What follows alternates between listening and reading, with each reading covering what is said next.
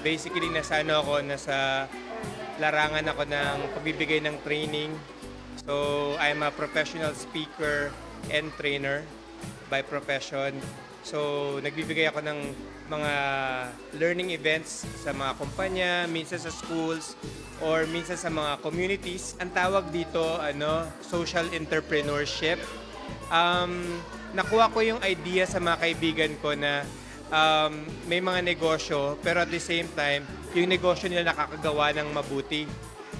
Tapos, I took it a notch higher. Parang dinala ko siya sa ibang level ng paggawa ng social entrepreneurship.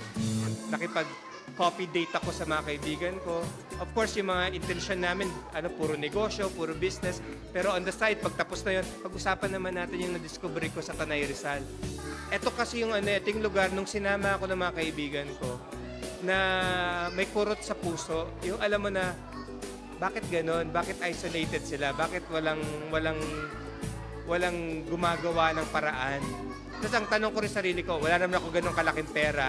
Hindi naman ako milyonaryo na pwedeng isang tabi yung kalahating milyon ng pera ko para magpagawa ng paaralan or magpagawa ng learning center. Pero ang pinakita sa akin ng Diyos, may makakilala ka.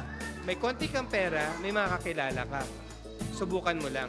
Parang ang tawag ito parang burden sharing eh. May burden ako, i-share ko sa iba. Magugulat na ako na sila parang naaantig din sila. Sabi na, dalaw kami Boris. Tapos pagdalaw nila, nagkakaroon din sila. Kung ano yung naramdaman din nila. So doon nagsimula yon. Napili namin yung Dumagat tribe kasi sila yung nomadic sila eh. Nung una kasi, mga 3 years ago, sila yung hindi mapakali. Yung lipat sila ng lipat from one mountain to another. Ganun sila eh. Ganun kanagisa nila eh. So, in the process, hindi sila nagkakaroon ng opportunity makapag-aral. Dalawa kasi yung component dito eh. Una yung kahirapan.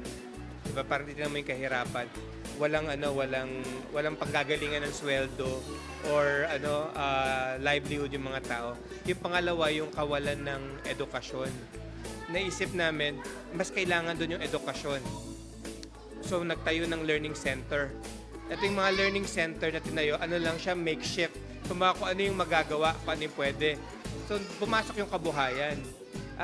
And since it's a tribal group nga, meron silang ancestral domain. So, naisip namin, pwedeng pagkakitaan or panggalingan ng kabuhayan yung kanilang mga lupain. So, doon nagsimula yung farming, yung concept ng farming. Tapos dun sa farming na yun, maliit na, actually malaki-laki na rin siya, malaking lupain, pwedeng magtanim ng gulay, mga basic na gulay na, kunwari yung sahog ng pinakbet, nandun yung ampalaya, nandun yung kalabasa, nandun yung malunggay, meron na silang pantustos sa pagkain nila. Ang aming vision at pangarap para dito sa Tanay Rizal is maging sustainable siya. Hindi pa ngayon, pero eventually, we want it to be sustainable. Pangalawa, mas marami kaming batang matulungan. 100 pa lang ngayon. At pa kami, preschool pa. Kindergarten, tsaka prep. Gusto namin magkaroon ng elementary. Naniniwala ako na lahat tayo may magagawa. Hindi lang naman to ang pagtulong or ang pagkakawang gawa, hindi lang para doon sa may kaya. Hindi mo kailangan maging tycoon or isang matandang mayaman na mamamatay ka na kaya gusto mo ipamigay ito eh. Ang pagkakaawang gawa is kailangan meron kang maitutulong sa kanilang buhay. May dadagdag ka sa buhay nila na pang matagalan yung impact. 'Di ba sabi nga nila, don't just give the person a fish, teach them how to fish.